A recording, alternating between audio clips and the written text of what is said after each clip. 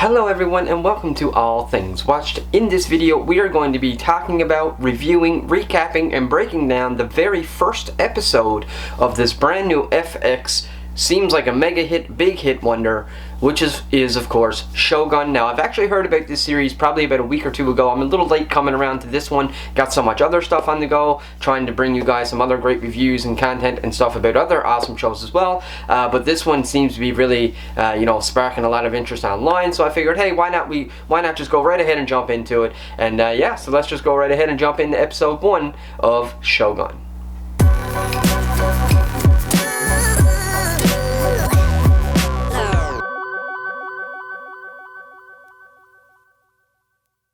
Okay, so episode 1 was actually titled Anjin, I believe is how you pronounce it, and it actually opens up with a very beautiful, very cinematic appearance or look to it, and it was just absolutely stunning. It has this beautiful wreckage, looks like this boat which seems to be carrying a bunch of people. Now, I believe at this point in time it seems like there's some form of maybe merchants or traders or something along that lines, and it seems like they have ran out of food and ran out of water, and so they're sort of stuck. So they sort of come up with the idea to say, well, how about we go in with the, I'm pretty sure they say in the show, two Japans or Japan or something like that, and so they're going to go in and basically rely on Japan to be their saving grace. Now, of course, the episode also opens up with a prelude with a bunch of text saying that, you know, Japan right now is at a very unstable time. There's, I think they say 5 different factions or families or cultures or nations which are sort of, they're at peace, but they're also sort of, wanting to reclaim the title of Shogun, which is of course the name of the series. Now, in the meantime, these merchants appear to be people that are from Europe or somewhere along that lines, and it says also in the prelude that, they're sort of at a civil unrest as well. It's like the Protestants versus the Catholics and all that kind of stuff. So we don't really know where these merchants fall from, at least not in this point in time, but basically the idea is that, it seems like the entire world is sort of at a little unrest here in the Europe side, and then also here on the Japan side, and so now you have these European people which appear to be traders or merchants or something now coming to Japan to rely on their help and hopefully their saving grace, so to speak. But of course, once the series goes on and the episode goes on, we learn that that's not everything that they think is going to happen is it's very aggressive. Japan is very strict with their culture, and they're very they're not quite so welcoming to the outsiders as they would like, especially when it comes to like the religious side and whatnot. But as you can see, it seems like these warriors, almost like samurai type warriors, ends up approaching the boat. Once again, I had to give credit when credit is due. The cinematography in this episode was phenomenal. This was legitimate, like, movie level quality. There was never a time when I looked at this movie and I ever felt like it was green screen. Like even this scene right now with the warriors looking at the boat, I'm sure that probably is green screen, but it's edited so well that you just can't tell. Like, it really looks like that ship is there. But I think it also helps that they sort of have the light coming in at the camera. It's almost like a hazy kind of fog, so you can do that to cover up the CGI a little bit as well. Oftentimes CGI does that. They sort of play around with the lighting a little bit to try to to make the render look more smooth and more natural and whatnot. But either way, absolutely beautiful scene, absolutely loved it. And so then we come to this character. Then we're actually introduced to this character, and he seems to be, at least as this episode goes on, it appears like he's one of the leaders of one of those 5 tribes or nations or cultures, which is in, sort of a part of this piece, but also in the background, sort of wanting to have some form of political power. Now, I will say that one thing about this character here is that I don't really know who he is. Like, I don't really know if he's good or if he's bad. I haven't really been able to get that read on him yet. I haven't been able to tell if he's actually good or bad yet, but I feel like he's probably going to end up being I don't really know, honestly. I can't really get a vibe, because he does say something later on in the episode about not really wanting the title of Shogun. But either way, we're introduced to this character here, and he's basically told that he's summoned to have to go and meet with the other leaders of the nation. And so we actually get to that scene then. Once again, the set designs, the detail, the the costume design, all phenomenal. It looks very good. Everything, like all the set pieces, seem like they're perfect here, and there's not even a whole lot of set pieces here really anyways, other than the actual, you know, set itself. And I mean, phenomenal detail design, just looks absolutely phenomenal, movie quality stuff. And so he goes and meets with these other nations, and of course they tell him basically, you know, that well, it seems like to me it seems like these nations are almost against him. And the idea is, the reason why we're sort of at this little bit of a divide, I guess, between the nations is because there's no shogun right now at this minute, but there is somebody that has been born that is supposed to, you know, to claim that title, but it's just that person is too young right now and they are not able to claim that title. So that's sort of why, you know, we have this more political, like a voting system, as opposed to having like a king or a minister, prime minister, so to speak. You know, it's just all these people are sort of, you know, trying to keep the peace between themselves without having an appointed shogun leader. And so he ends up going anyways, and they, you know, it seems as though he is holding somebody captive, even though I don't really know necessarily that he's actually holding them captive, because it seems to me like I said, it seems to me like this guy is not interested in the shogun, but the other clans are sort of wanting to like get rid of him for some reason or whatnot. I don't know if they're afraid of him, or maybe they feel like he's aggressive or a threat, or maybe they just are trying to plan something, you know, without him in it. I don't really know why they're against him, but it seems like there's a lot of tension between the other four communities or clans or factions and him. But anyways, while he's here at this meeting, they're basically just constantly insulting him, saying very negative stuff about him and to him. And one of his I guess one of his guards or one of his warriors or protectors, whatever you want to call him, ends up actually getting up and tacking up for him. And a part of me wondered, was he actually going to attack even though he's outnumbered? Remember, the Japanese warriors were very powerful and very strong warriors and very committed. And they're very loyal and they are very honorable. You know, they don't believe in dishonor, which is exactly what you see here even in the caption. To call him a traitor on such flimsy accusations is, so you can see that, you know, he's really tacking up for this leader, his leader, because he doesn't agree with them insulting him. And quite frankly, just watching this as an audience, as a member of the audience, you know, I agree with them. You know, they were pretty harsh on him, which makes me wonder why. You know, what is his backstory? Is it because he actually is an aggressor, or is it just the other people just wants to, you know, are they looking for the power and they don't agree with his politics and whatnot? So of course he ends up and so he ends up going to what appears to be sort of like his right hand man, almost like a messenger, maybe not so much a warrior, or he could be a warrior, but it seems like he goes to this man because he confides to him and he gives him a message and whatnot, and tells him that he has to go,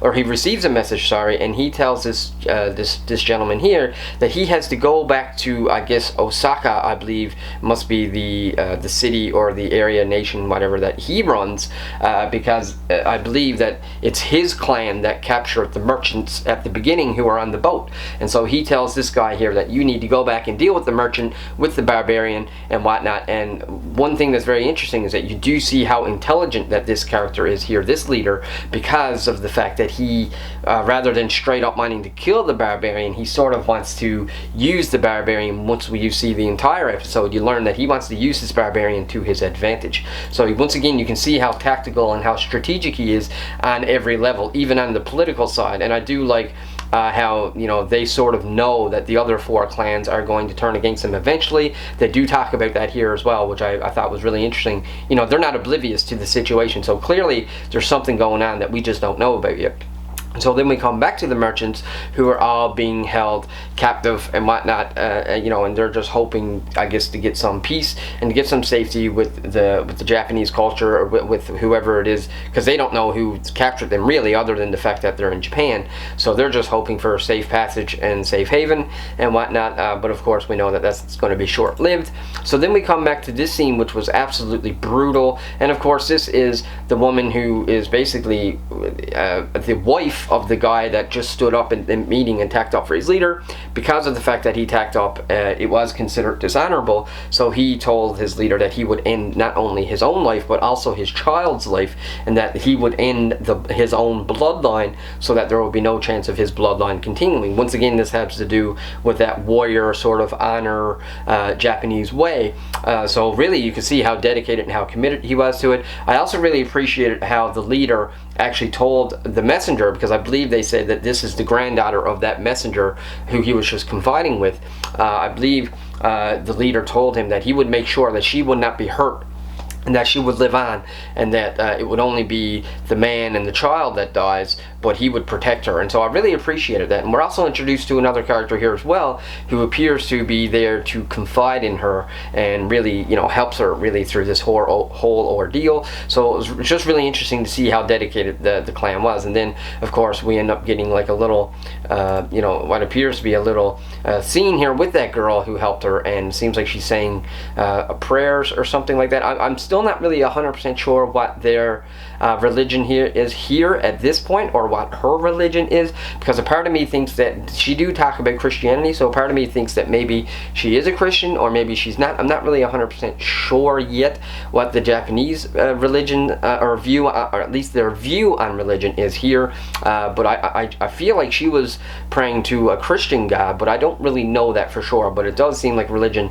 is eventually going to play a big role in this, maybe not so much with the Japanese, more so with the European side, I think.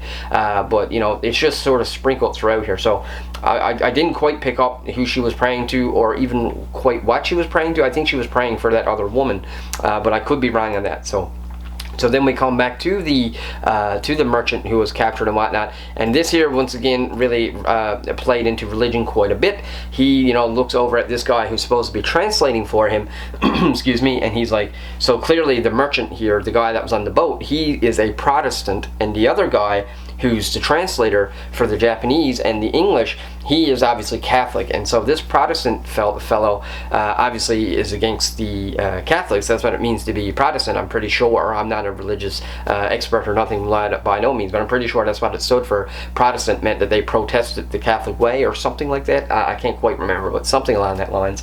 And so he's protesting against this guy. He's like, hey, I don't believe the same God or the same way as that he do, and he actually grabs the cross from him and stomps on it. And I think that this actually gains a lot of respect for the Japanese, because the Japanese doesn't want that either, right? Like they don't really want, you know, I think that they don't, you know, I don't think that they want him, the merchant, to be, you know, coming here with his ways and his culture. So I think that by him doing that, by him saying that I don't believe what this guy believes, I think was a way of him just showing that he's not quite the same as him. But the Japanese guy that questions him do ask him, but you still believe in Christ, right? And he's like, yes, I do, just not that version of him.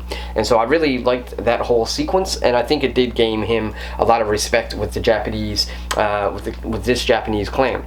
And so then we come to a really cool scene here once again with this leader, and I can't quite remember what this leader's name is. I think his name was Yoshi, or was it Ishido? I can't quite remember. I'm pretty sure it was Yoshi. I'm pretty sure he was Yoshi, and he's the leader.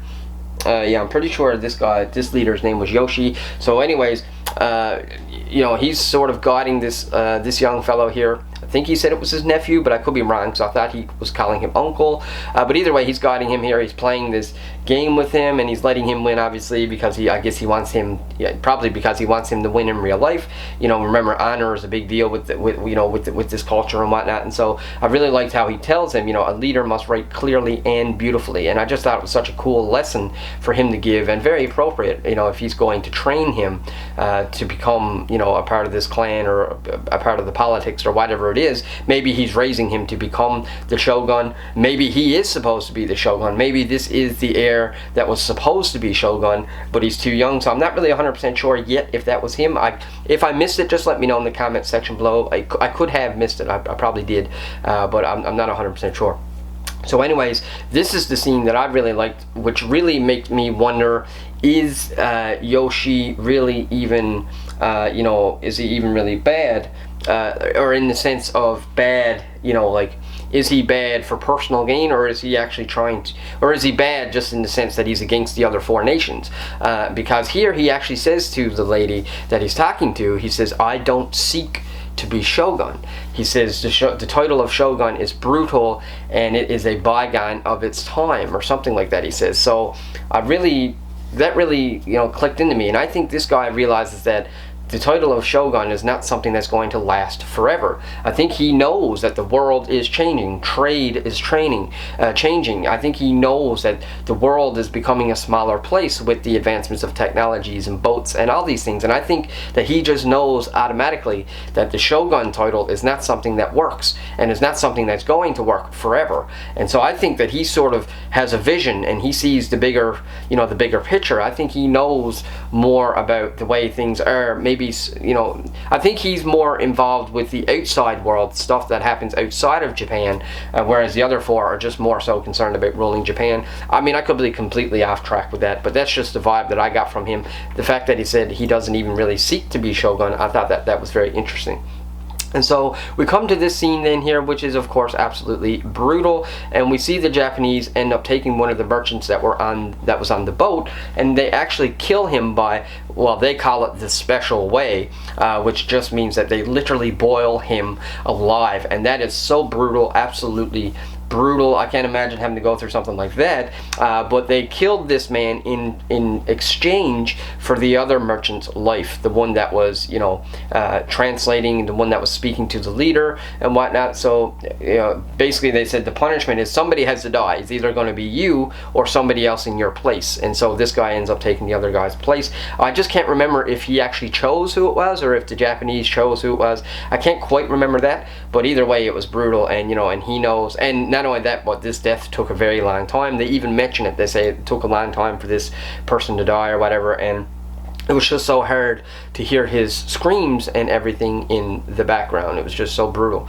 And so in the meantime, the main merchant now, I guess we would call him the main merchant, because it seems like he's going to be a main character in this series. It literally started with him, so he's obviously going to be the main, probably the main story. We're going to see the whole story from his perspective, and also Yoshi's perspective. I feel like they seem to be the top 2 main actors. He's the European actor, and Yoshi is the Japanese actor, and so I feel like we're going to see this world unfold between their 2 perspectives. And not only that, but he's captured by Yoshi's clan, and so I believe that they will not only become like allies in the sense that they're going to help each other, but I do think that it might even go further, and he might actually become friends with him even. And so they clean him up, feed him, and he's starting to look pretty good now. He's starting to look like he's going to get some strength back. They're taking care of him and whatnot. And so excuse me. And so then we come back here to the Japanese folks, and they're getting ready now. They're going to be set sailing to, I believe they're going to Osaka, I think it is, or I could be wrong, but they're going to be setting sail to a different area now, and of course they end up taking the prisoner. And I can't even quite remember what the prisoner's oh, John Blackthorne was his name. And so they're going to be taking John Blackthorne, and they're going to be taking him with them as a prisoner. And so once he gets on the boat, then we start to see that he's actually making pretty good allies with this gentleman, and he's really starting to gain the trust of him. And it seems like he's really, I shouldn't go as far as saying that he's making friends with him, but I do think that he's starting to build a relationship with him, and he is starting to build trust with him. He sees that this guy is not more than just a translator, but he knows how the Japanese culture works, but I think he's also relatively reasonable, at least at this point. He does turn on him a little bit at the end of the episode, but you get what I'm saying. Seems like John is starting to make some alliances here and whatnot, and it's just so cool to see that. And so while they're out at sail, we end up coming into this brutal storm. And of course, because John is known for sailing, he's a great sailor, he's used to sailing the waters, he basically sort of takes over and takes lead and actually helps them get out of the storm. But they do end up losing a passenger, and that passenger is actually the pilot. So they actually end up losing the pilot overboard. And so once they finally break land, John is like, hey, we need to go rescue this guy. He's a skilled pilot. As you can see here, even the Japanese guy tacks off for him. He's like, maybe he's onto something. Maybe we should try to rescue the pilot as opposed to just letting him die. And so then they set out on a rescue mission. And this was when stuff really got interesting, because once they get to the cliff, or they come to this certain area, they end up finding the pilot. And I really loved how John is a very bold man, right? Like, even here on the show as a character, he's very bold. He's not afraid of these Japanese men, even by the way that he talks to them, his tone, his sarcasm. He's not afraid of these people at all. Like, he's willing to stand his ground. He's willing to curse against their ways, and he calls them savages and all this stuff. And I think that when the series moves on, I think we're going to end up learning that a lot of these Japanese folk are able to actually speak English. I just think right now they're not revealing that to him. So I think that eventually that's going to catch up onto him. I think he's going to end up saying something to the wrong person, or end up saying, calling someone a savage, and they actually are going to understand him. But either way, this leader ends up going down, or at least this officer, whatever he is, ends up going down, because I think John knows that he can't turn down the challenge. He can't look weak in front of his people, so he goes down, and then and the rope ends up breaking and whatnot. He ends up getting hurt. It gets to the point where he almost drowns, and he actually pulls a sword onto himself, and he's about to take his own life. Once again, it's an honor system with the Japanese. That's the way the warriors are. That's the way the samurai are. And he's about to take his own life, but the rope ends up coming down, and he grabs it and actually saves himself. Now, that whole sequence I really loved, because the whole time John was insulting this leader. He even calls him like a sack of shit leader or something like that, he says, or piece of shit. He's like, if the fall don't kill you, then you'll probably drown anyways. So he's really digging into these folk, and I would not be surprised that that leader can actually speak English. And I do think that he's going to learn later on that there's a lot more English speaking folk and Portuguese speaking folk than what meets the eye. I do believe that he's going to learn that. I do think that he's going to, and I think he's going to learn it the hard way. I think he's going to say something to someone thinking that they can't speak English, but it's going to turn out that he did. But anyways, the leader ends up coming up, but I don't think they actually saved the pilot, because he came up on his own. So he ends up saving his own life, but he don't actually save the pilots, I don't think, anyways. And so once he gets up, then of course John actually bows his head to him, because he really has no choice now. He has to respect him. He completed the challenge. He went down and came back up, and so he really has no choice but to honor him. And I think once again as well, I think John knows that there will come a point in time when he's going to have to play the game. Whether he agrees with their ways or not, it's going to come to the point where he's going to have to play their game, because if not, he's just going to get killed or get himself in trouble. Now, in the meantime, we go back to, I believe this is Yoshi, and he asked the young girl here, the young woman, he says, "I'm told you speak Portuguese," and she's like, "Well, I'm a student of Portuguese." So he wants her now to go and basically talk and confide with the barbarian, because he wants the barbarian to be an ally. He doesn't want to kill him, at least not right now at this point in time. Maybe he will eventually, but right now he doesn't want to kill the barbarian, and he actually wants to use the barbarian as an ally, and I'm thinking against the other four nations, because what I have a feeling is going to happen, and I don't know, I haven't seen any other episode yet. Literally only just finished the episode like 5 minutes ago, 10 minutes before I started this review, and now I'm reviewing it right away while it's fresh in my head. And I have a feeling that this leader Yoshi is going to end up wanting to be friends with the barbarian, so he has access to the outside world. I feel like he will use the resources and trade from the barbarian behind the other folks' back, and I think that this eventually will cause some form of actual war. I do think that they'll end up going to war with each other, but I think for now, I think he just wants to get close to the barbarian, like I said, so he can have access to the resources and also whatever knowledge the barbarian has. The barbarian has already proved he's a great sailor, so I'm thinking that he knows this. As I said earlier in the review and in the breakdown, I think that he knows, he sees the bigger picture. He's not just focused on Japan, which is why I think he said that Shogun is an outdated, bygone title, brutal title, is because he sees the bigger picture. He's looking at the world as a whole, not just at Japan. And so then we come to this scene, which I actually thought was a little devastating, because I really loved these two characters, which I think this character's name is hang on, let me see, I got the character list here. Oh boy, I got it all full up here. I think his name is, I can't find it here now. Yeah, I can't find it, but he does say his name. Hang on, just give me a second, let me see. Yeah, I think his name was Vasco.